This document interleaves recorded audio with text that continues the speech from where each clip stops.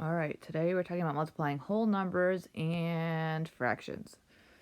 So, for example, 12 times 5 over 7. Okay, they both have to be a fraction. So, if you have a whole number, you must want to always put it over 1 because that just means you have 12.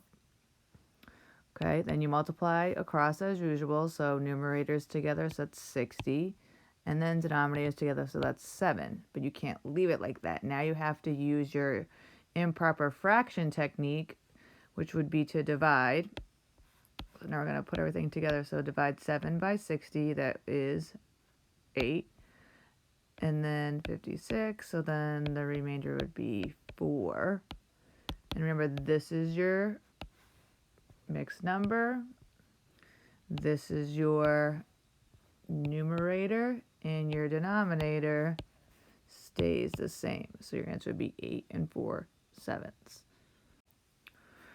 Okay, so now if we did 7 times 6 over 10, again, they both have to be fractions, so this means the whole number always goes over 1.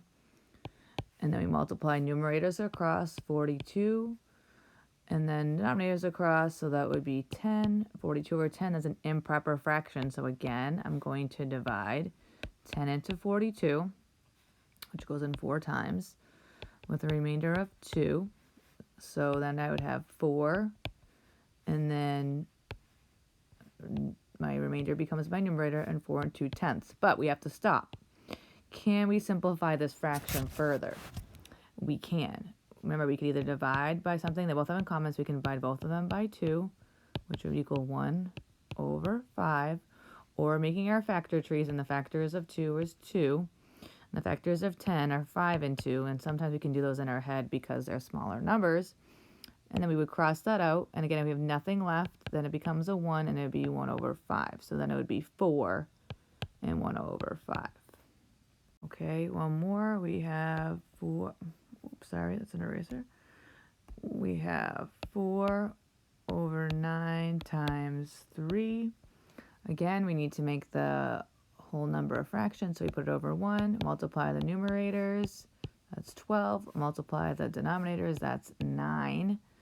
And then we have to divide. 9 divided by 12, and 9 goes into 12 once. And then 12 minus 9 is 3. Again, this is my mixed number.